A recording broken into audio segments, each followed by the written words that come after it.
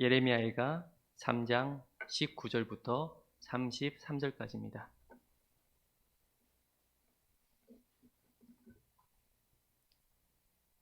네, 읽도록 하겠습니다.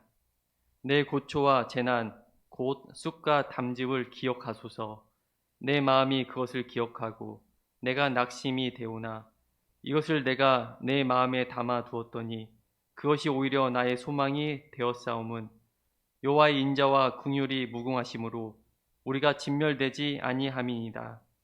이것들이 아침마다 새로우니 주의 성실하심이 크시도소이다. 내 심령에 이르기를 여호와는 나의 기업이시니 그러므로 내가 그를 바라리라 하도다. 기다리는 자들에게나 구하는 영혼들에게 여호와는 선하시도다. 사람이 여호와의 구원을 바라고 잠잠히 기다림이 좋도다. 사람은 젊었을 때 멍에를 매는 것이 좋으니 혼자 앉아서 잠잠할 것은 주께서 그것을 그에게 메우셨습니다. 그대의 입을 땅에 티끌에 댈지어다. 혹시 소망이 있을지로다. 자기를 치는 자에게 뺨을 돌려대어 치욕으로 배부를지어다. 이는 주께서 영원하도록 버리지 아니하실 것임이며 그가 비록 근심하게 하시나 그의 풍부한 인자하심에 따라 긍휼히 여기실 것임이라.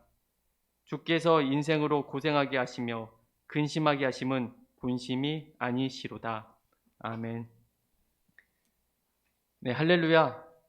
오늘 예배 자리에 나오신 성도님들에게 주님의 사랑이 넘쳐나시기를 기도드립니다. 경북대학교 의과대학 이덕희 교수님이 계십니다. 이덕희 교수님이 쓴 호메시스라는 건강의학 도서가 있습니다. 이 책을 한마디로 요약한다면 우리가 호메시스 현상을 잘 이해해서 건강하게 잘 살자라는 그러한 내용입니다. 사실 호메시스란 말은 헬라어입니다. 이 호메시스, 이 헬라어 뜻은 자극하다, 촉진하다라는 의미를 가지고 있습니다. 우리 인류는 지금까지 수많은 화학 물질을 만들어냈고 그로 인해서 분명히 수많은 이점도 있었습니다. 하지만 그로 인해 위험을 겪고 있는 것입니다. 이덕희 교수님은 책에서 독특한 반응을 설명을 하고 있습니다. 엄청난 양의 화학 물질이 사람의 몸에 노출이 된다면 어떻게 되겠습니까? 기본 상식이죠. 매우 위험하게 되는 것입니다. 그러나 독성이 되지 않을 만큼의 그런 적당한 양을 주기적으로 노출시킨다면 오히려 미토콘드리아가 활성산소를 증가시켜서 몸의 건강이 촉진된다는 그런 것입니다. 이 말은 화학물질에 적당히 노출되는 것은 오히려 건강에 도움이 준다는 것입니다. 이것이 바로 호메시스 형상이라고 할 수가 있습니다. 사람이 살면서 스트레스를 받습니다. 그래서 모든 병의 근원이 스트레스라고 이제 하기도 합니다. 그런데 엄청난 스트레스를 받는 것은 매우 위험한 일입니다. 하지만 적당한 스트레스를 받는 것은 아예 스트레스를 받지 않는 것보다 몸의 기능을 더욱 활성화시킨다는 것입니다. 예를 들어서 사람이 식사를 할 때 이제 밥을 많이 먹지 않고 이제 소식을 한다고 하면 몸이 스트레스를 받는다고 합니다. 그런데 그 순간에 몸은 상태가 나쁜 그러한 세포를 정리하기 시작을 한다는 것입니다. 그리고 운동을 할 때도 몸이 또 스트레스를 받는다고 합니다. 그런데 그때 신체 기관들이 스트레스를 받으면서 놀랍게도 세포가 활성화된다는 것입니다. 과도한 화학물질과 스트레스는 분명히 사람을 위험하게 하지만 그것이 적절하게 감당할 양이라고 한다면 사람의 몸에 호메시스 현상이 일어나서 몸을 더욱 건강하게 만든다는 것입니다. 이 현상에 대해서, 이 호메시스 현상에 대해서 곰곰이 생각을 하다가 동시에 하나님의 말씀이 하나가 떠올랐습니다. 그것은 고린도전서 10장 13절의 말씀입니다. 오직 하나님은 미쁘사 너희가 감당하지 못할 시험 당함을 허락하지 아니하신다 라는 말씀입니다. 우리가 인생을 살면서 이제 겪는 고난과 그런 시련이 감당할 만한 것이라면 하나님 말씀 안에서 그 고난과 그 시련을 호메시스 현상으로 바꿀 수만 있다면 오히려 고난과 시련은 무너진 우리의 영을 살리고 무력한 일상에 활력을 불어넣는 촉진제가 될 수도 있겠구나라는 생각을 하게 되었습니다. 사랑하는 성도 여러분, 그 누구도 고난과 시련을 피해갈 수가 없습니다. 우리의 삶 가운데 불쑥 들어오는 것이 바로 고난과 그러한 시련입니다. 지금 우리를 그토록 고통스럽게 하는 이 고난과 시련을 어떻게 우리가 이로운 상황으로 변화시킬 수가 있을까요? 오늘 말씀은 하나님 말씀 안에서 정말 하나님 말씀 안에서 가능하다는 것을 단계적으로 설명하고 있습니다. 예레미야가 말씀은 유다가 바벨론에게 패망하고 또 그토록 자랑스러워했던 예루살렘 성읍이 완전히 무너진 그런 절망스러운 순간 가운데 정말 그것이 기록된 글입니다. 하나님은 예레미야 선지자를 통해서 죄에서 떠나라고 끊임없이 백성들에게 말씀하고 계셨습니다. 그리고 이집트 강국을 의지하지 말고 오직 나 여호와를 의지하라고 그렇게 말씀을 하셨습니다. 그러나 유다는 듣지 않았습니다. 결국 남은 것 하나도 남지 않을 만큼 철저하게 무너져 내렸습니다. 유다 백성의 머릿속에는 내일, 미래라는 단어조차 완전히 사라질 만큼 그렇게 암담한 현실이 되었습니다. 백성들의 절망이 얼마나 심각했었는지 예레미야가 그 심정을 성경을 통해 고백을 하고 있습니다. 19절에 보면 내 고초와 재난, 곧 쑥과 담즙을 기억하소서.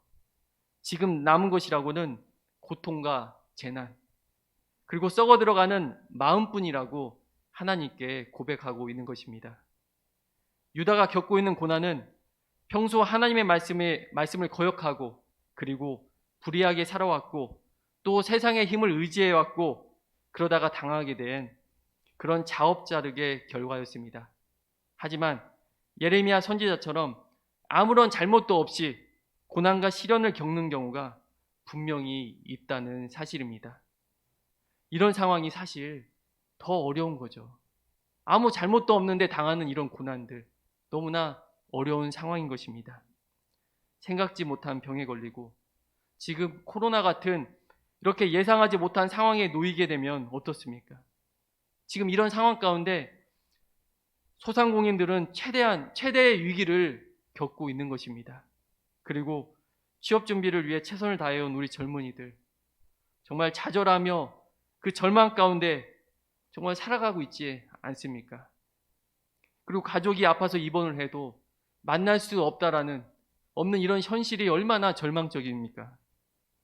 이런 상황은 그냥 괴로움만 있는 것이 아닙니다. 그 뒤에 뒤따라오는 것이 있다는 것입니다. 바로 억울함과 분노까지 가중되어서 심각한 영적 고통을 느끼게 만드는 것입니다. 이처럼 과도한 고난이 그대로 방치가 된다면 영적인 촉진 현상이 절대로 일어나지 않는다는 것입니다. 바로 이 지점에서 그 누구도 도무지 회복이라고 하는 것을 절대로 생각할 수 없는 이 지점에서 예레미야는 회복의 가능성을 전하고 있는 것입니다. 21절을 보면 이것을 내가 마음에 담아 두었더니 그것이 오히려 나의 소망이 되었도다. 밑바닥까지 내려앉는 이 마음, 이 인생, 무너진 이 절망의 상황에서 예레미야 마음속에 들어와 다시 희망을 품게 만든 이것이 무엇이냐는 거예요. 이것이 뭡니까? 22절에 나옵니다. 22절에 보면 여호와의 인자와 긍휼이 무궁하심으로 우리가 진멸되지 아니함이니이다. 절망 가운데 예레미야 마음 가운데 들어온 것은 바로 하나님의 사랑과 자비는 끝이 없다라는 그 사실이 예레미야 마음속에 들어온 것입니다. 우리가 늘 죄악을 저지르는 이 세상의 방식을 따라 살아가고 있습니다. 이 세상의 방식을 의지하며 살아가는데 그래서 하나님을 실망시켜 왔어도 하나님은 모든 죄와 실수를 용서하시고 우리가 회복되길 원하시는 사랑이 많으신 그분이 바로 하나님이라고 하시는 것입니다. 그 사실이 예레미야 마음속에 지금 떠오르는 것입니다. 하나님이 나에게 어떤 분이신지 하나님과의 관계를 다시 회복하자, 그런 것이죠. 그러자 영적인 회복, 영적인 호메시스가 일어나기 시작한 것입니다. 23절에 이것들이 하나님의 한없는 사랑과 용서하심이 아침마다 새로우니 주의 성실하심 곧 믿을 만함이 크시 도소이다. 하나님이 자신에게 어떠한 분이신지 다시 알고 그 관계가 회복이 되니까요, 매일같이 영적인 회복이 일어나기 시작했다는 것입니다. 그래서 24절에 내 심령에 이르기를 여호와는 나의 기업이시니 그러므로 내가 그를 바라리다 하도다. 여호와가 나의 기업이라는 말, 우리가 자주 듣는 말 아닙니까? 여호와는 나의 기업이다. 자주 들었던 말입니다. 그럼 이 말이 무슨 말입니까? 여호와가 나의 기업이다. 바로 내 삶의 목적, 내 인생의 사명이 하나님께 달려있다라는 그런 말입니다. 우리가 이것을 인정하게 되면 하나님이 지금 고난과 시련을 통해서 내가 무엇을 깨닫고 어떻게 변화된 삶을 살아야 되는지 나를 향한 하나님의 뜻을 구하게 된다는 말입니다. 그런데 여기서 분명하게 우리가 또 한번 짚고 넘어가야 할 것이 있습니다. 33절에 보면 주께서 인생으로 고생하게 하시며 근심하게 하심은 본심이 아니시로다. 하나님 우리에게 고난과 시련을 주시는 분이 아니라고 하는 말씀입니다. 지금 우리가 겪고 있는 고난과 시련은 하나님이 주신 게 아니라고 하는 거예요. 28절에 주께서 그것을 그에게 메우셨음이라. 주께서 그에게 메우셨음이라. 이 말은요, 하나님이 고난을 우리에게 이렇게 짊어지게 했다는데 거기에 초점이 있는 게 아니라 누구나 겪게 되는 고난과 시련이 있는데 누구나 고난과 시련을 겪게 돼요. 그런데 그것을 오직 하나님과의 관계 속에서 풀어가라는 그런 뜻입니다. 다시 25절로 돌아와서 기다리는 자들에게나 구하는 영혼들에게 여호와는 선하시도다. 무엇을 기다리고 무엇을 구하라는 말입니까? 26절에 바로 나옵니다. 사람이 여호와의 구원을 바라고 잠잠히 기다림이 좋도다. 여호와의 구원을 기다리고 하나님의 구원입니다. 잠잠히 침묵하며 하나님의 구원을 기다리라는 것입니다. 여러분, 그런데 우리가 어려움을 겪으면 어떻습니까? 우리가 어려움을 겪으면 굉장히 시끄럽습니다. 뭐가 시끄럽습니까? 우리의 마음이 시끄럽습니다. 걱정과 근심, 그 불안의 들끓음 소리 때문에 우리의 마음이 한시도 조용한 순간이 없는 것입니다. 사랑하는 여러분, 우리가 걱정스러우면 한숨이 나오시죠? 하고 한숨이 나옵니다. 왜 그렇습니까? 마음에 걱정이 너무 많고 속상함이 너무 많은데 입으로 다 말할 수 없으니까 그냥 대신 한숨을 쉬는 겁니다. 여러분, 입을 다물고 있다고 해서 침묵이 아닙니다. 입을 다물고 있다고 해서 잠잠함이 아닙니다. 마음의 침묵이 이루어지지 않으면 나를 향한 하나님의 음성을 들을 수 없는 것입니다. 마음의 침묵은 오직 믿음을 회복하는 것으로 가능합니다. 하나님이 반드시 나를 구하신다라는 그 믿음이 확고해지면 우리 마음속에 평화가 찾아오는 것입니다. 그리고 그 평화 속에서, 그 잠잠함 속에서 듣지 못했던 그 하나님의 음성을 듣게 되는 것입니다. 침묵 자체에 목적이 있는 것이 아닙니다. 침묵을 하는 이유는 나를 향한 그 하나님의 음성을 듣기 위함입니다. 그리고 25절에 기다리는 자들에게, 여기서 기다리다라는 단어는 카바라고 하는 단어입니다. 이 뜻은 묵다, 수집하다라는 의미도 동시에 가지고 있는데, 그리고 26절에 보면 잠잠히 기다림이라고 표현을 했는데 여기서 기다림은 힐이라고 하는 동사인데 진통을 통해 출산하다라는 독특한 의미도 동시에 가지고 있습니다. 둘 다 기다리다라고 하는 의미를 가지고 있지만 그 안에 깊은 속뜻은 조금 다릅니다. 결국 이 말을 우리가 종합해서 해석해 보면 믿음으로 하나님의 구원을 기다리라는 말입니다. 절망과 시련을 겪을 때 믿음으로 하나님의 구원을 기다리라고 하는데 그냥 막연히 놀라우신 그 하나님의 능력으로 하나님께서 그 능력으로 알아서 해주시겠지 하면서 기다리는 것이 아니라는 것입니다. 하나님은 고난과 시련을 통해서 내가 무엇을 깨닫고 어떻게 살기를 원하시는지 하나님의 말씀 안에서 수많은 그 깨달음과 그 은혜를 수집하라고 하는 것입니다. 때로는 다시 마음이 시끄러워져서 고통의 무게가 더 가중될 때가 있습니다. 그러나 포기하지 말고 마치 진통을 겪으며 아이를 낳는 것처럼 하나님의 은혜와 깨달음을 얻을 때까지 끈질기게 하나님의 구원을 기다리라고 하는 것입니다. 바로 이 과정 속에서 놀라운 변화가 일어나고 있는 것입니다. 27절에 사람은 젊었을 때 멍에를 매는 것이 좋으니 한시라도 젊을 때 멍에를 매는 것이 좋다는 것입니다.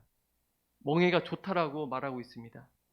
그런데 아니 멍에 때문에 마음이 짓눌려 숨을 쉴 수 없을 것 같다라고 그렇게 말을 했는데 이제는 멍에가 좋다라고 그렇게 말하고 있는 것입니다. 바로 시련과 고난을 바라보는 그 시선이 완전히 달라지고 있는 것입니다.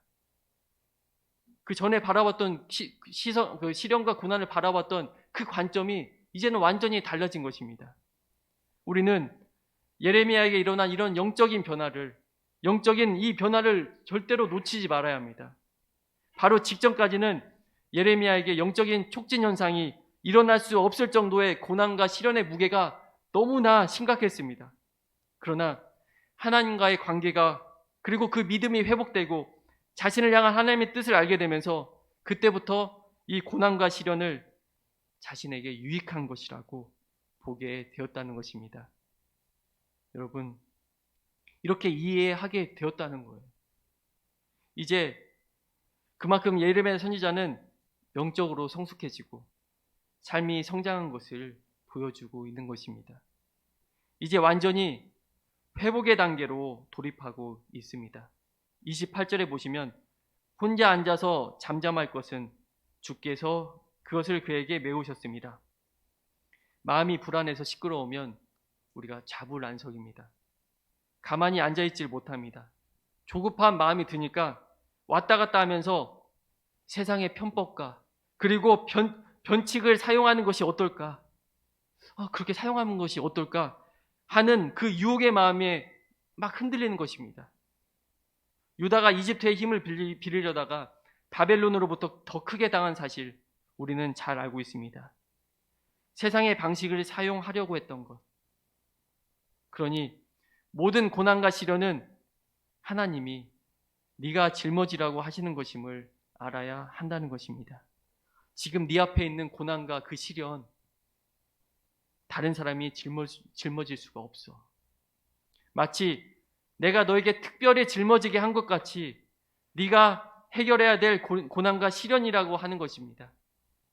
그래서 알아야 한다는 거예요.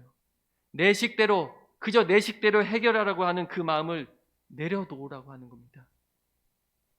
자불안석하면서 세상의 방식으로 하는 게 좀 더 낫지 않을까? 아니, 네 방식대로 해결하라고 하는 그 마음을 내려놓고 하나님의 뜻에 순종하라고 지금 말씀하고 계시는 것입니다. 그러면서 29절에 그대의 입을 땅에 티끌에 댈지어다 혹시 소망이 있을지로다. 입이 땅에 닿을 때까지 고개를 숙이고 겸손히 마음을 낮추라고 하는 말입니다. 그러면 소망이 있을 거라고 예레미야는 이렇게 이야기하고 있는 것입니다.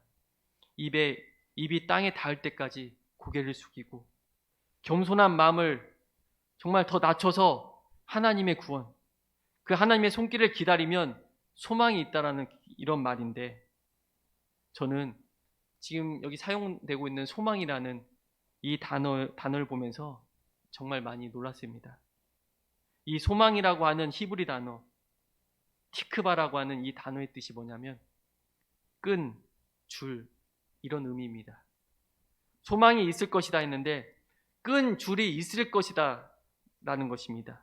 이게 뭔 말입니까? 우리가 고난과 시련을 겪을 때 세상의 줄을 잡으려고 할 때가 있습니다. 세상의 줄을 잡으면 안 된다라는 거예요. 세상의 줄을 잡으면요, 그 줄이 나중에 분명히 자신을 칭칭 감는 올무가 된다는 것입니다. 그 줄은 구원의 줄이 아니라는 것입니다.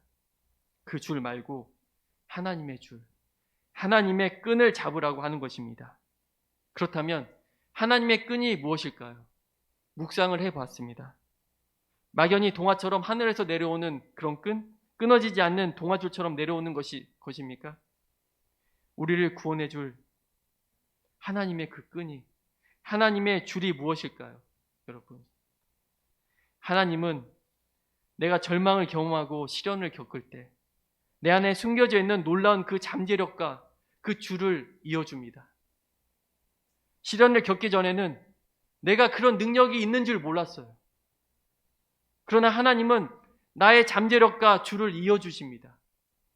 그리고 하나님의 그 소망, 그 줄을 기다리니까요, 내 능력으로 안 되는 것은 선한 사람의 도움을 통해서 이어준다는 사실입니다. 사람을 통해서 역사하시는 우리 하나님, 하나님은 그렇게 우리에게 소망의 줄을 연결해 주신다라는 그런 말씀입니다. 그러면서 30절에 자기를 치는 자에게 뺨을 돌려대어 치욕으로 배부를지어다. 맞는 것도 억울한데 다시 뺨을 대서 치욕을 배부를 정도로 당하라고 하는데 이게 무슨 뜻일까요? 여러분, 사실 우리가 겪고 있는 고난과 이런 시련, 이 자체가 치욕스러운 거 아니겠습니까? 승승장구해야 자랑스러운 것인데 내가 실패하고 내가 아프고 좌절한 그 상황 자체가 수치스럽고 숨기고 싶은 일 아니겠습니까? 고난과 시련이 치욕스럽다고 여러 핑계를 대고 투정하고 억울해하면서 피하려고만 한다면, 인정하지 않으려고만 한다면, 그러나 여러분, 절대로 이 고난과 시련은 해결되지 않는다는 것입니다. 고난과 시련을 회피하지 말고 목도하라는 것입니다. 받아들이라고 하는 것입니다. 인정하라고 하는 것입니다. 그리고 하나님의 뜻 안에서 순종하며 그 길을 찾으라고 하는 말씀입니다. 그러면 어떤 일이 벌어지냐면 31절에 이는 주께서 영원하도록 버리지 아니하실 것입니다. 너 힘들고 어려운 거, 슬프고 억울한 거 내가 다 안다. 절대로 내가 너를 버려두지 않을 거야. 반드시 이 상황 속에서 너를 구원해 줄 거야.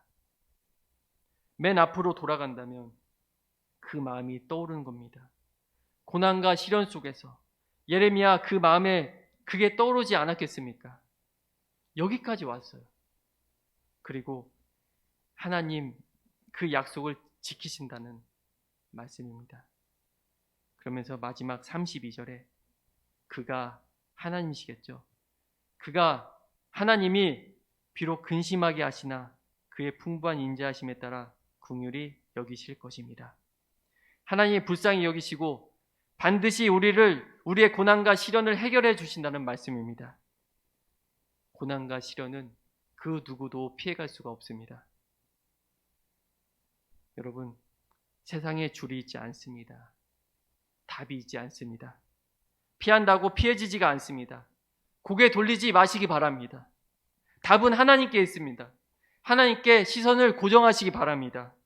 고난과 시련의 의미를 하나님 말씀 안에서, 정말 하나님 말씀 안에서 찾는다면 우리가 겪고 있는 이 고난과 시련은 우리의 영적인 능력을 촉진시키고 삶을 성장시키는 은혜로 변화될 것입니다.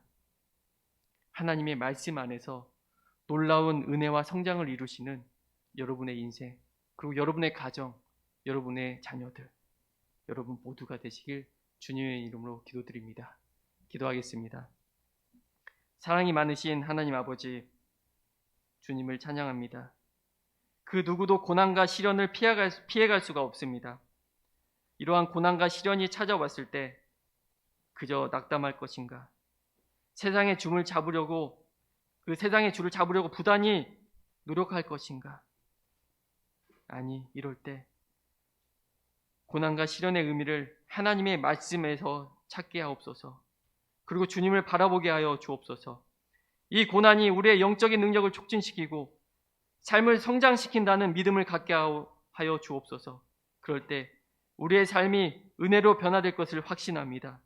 하나님 함께하여 주시옵소서. 이 모든 말씀 우리 주 예수 그리스도 이름으로 기도드립니다. 아멘.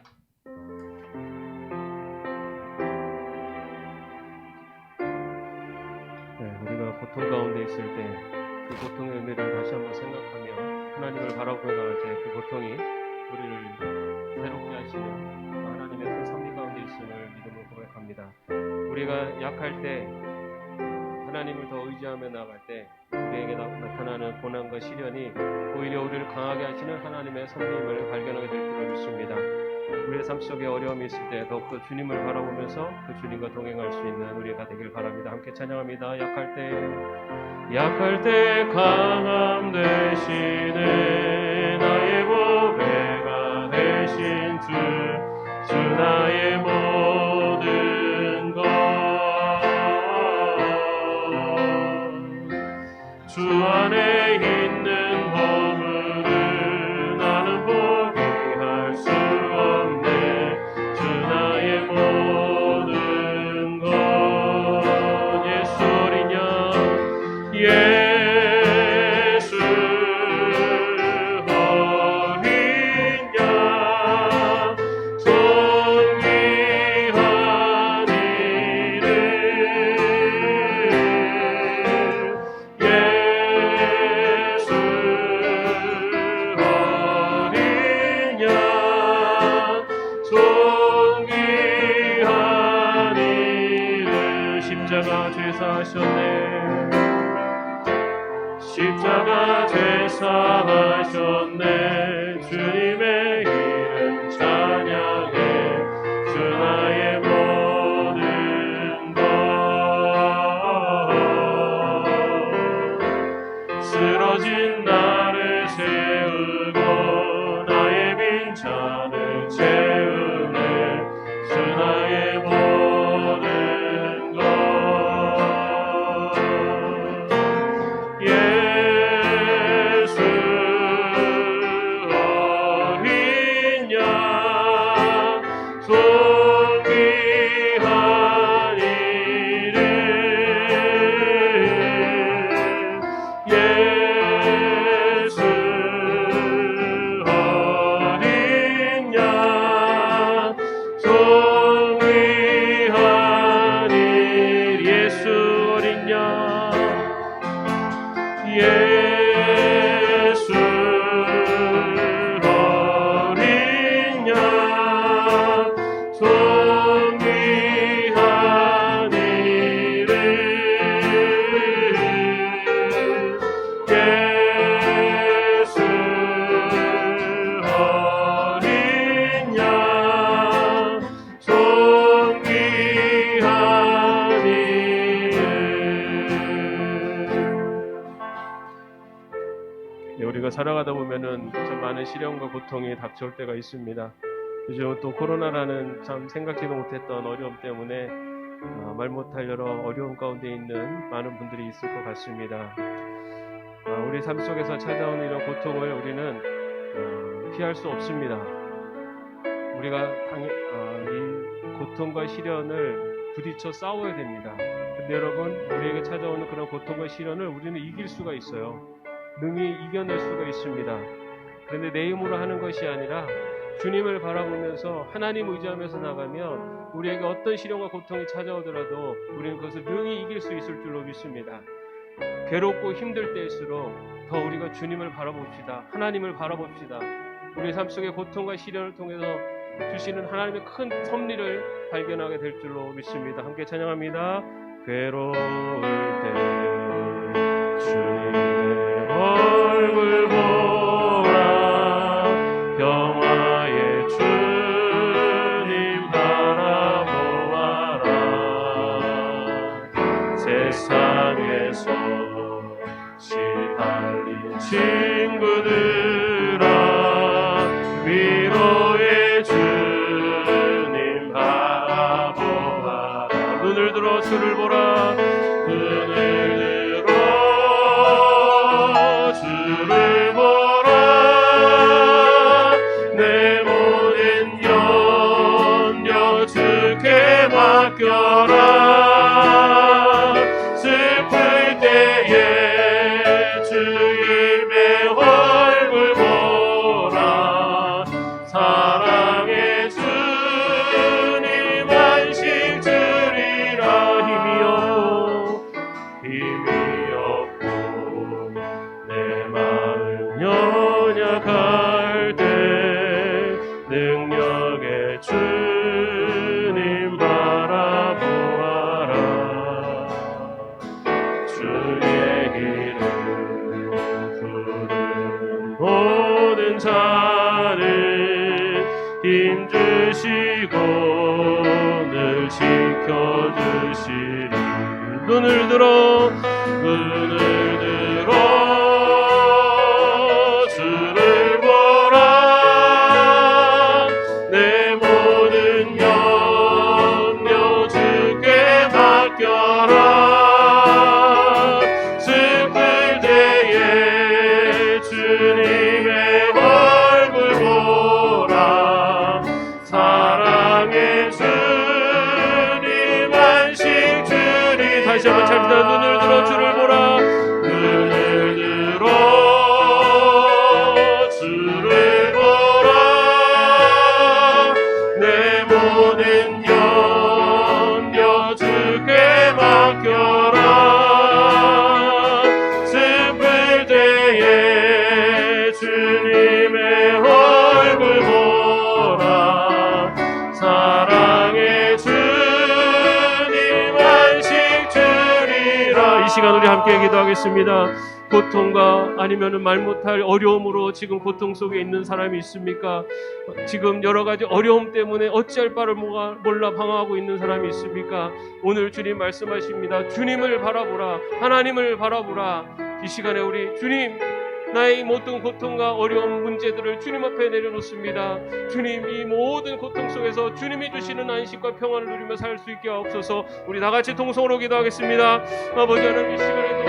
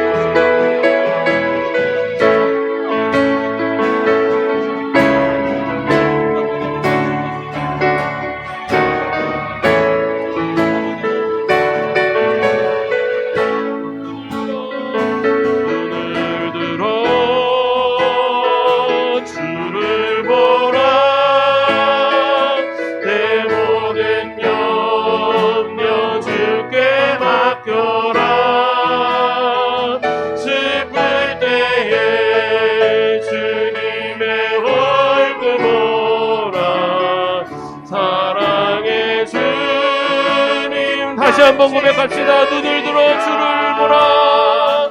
눈을 들어 주. 여러분은 모든 걱정 근심을 다 내려놓고 주님 앞에 나오시기 바랍니다. 주님만 바라보며 갑시다. 우리 힘들고 어려운 모든 것 우리 주님 아십니다. 주님 앞에 다 내려놓고 나가면 주님께서 그 모든 것들을 가운데 하나님의 선하신 섭리를 보여주실 줄로 믿습니다. 하나님이 함께 하십니다. 하나님이 함께 하십니다. 주님의 눈을 함께하여 주십니다. 하나님 함께 하십니다. 눈을 들어 주를 보라.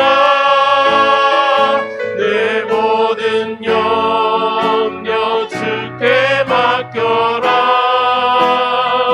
슬플 때에 주님의 얼굴 보라. 사랑의 주님 한식 주리라. 사랑의 주님, 이 시간에 우리의 걱정, 근심, 모든 문제들을 주님 앞에 내려놓습니다. 주님, 내 힘으로는 할 수 없사오니 주님이 함께하여 주시옵소서. 주님 앞에 내려놓는 우리의 모든 걱정, 근심들, 하나님 그것들을 주님 앞에 내려올 때 하나님께서 그 안에서 하나님의 섭리를, 하나님의 뜻을 보게 하실 줄로 믿습니다. 주님, 어렵고 힘들 때일수록 더욱 주님 바라보며 나가는 저희들 되게 하여 주옵소서. 여러 가지 우리 삶 속에서 우리들에게 시련과 고통이 닥쳐올 때 하나님 바라보며 나가는 저희들 되게 하여 주시옵소서. 그리하여서 우리의 삶을 통해서 역사하시는 하나님의 큰 뜻을 발견하며 참된 안식으로 살아가는 저희들 되게 하여 주시옵소서. 주 예수 그리스도의 은혜와 하나님의 사랑하심과 성령님의 동행하심과 동행하심이 주님 바라보며 나아가는 주의 종들 머리 위에 이로부터 영원까지 함께 없으시기를 간절히 축원하옵나이다. 아멘.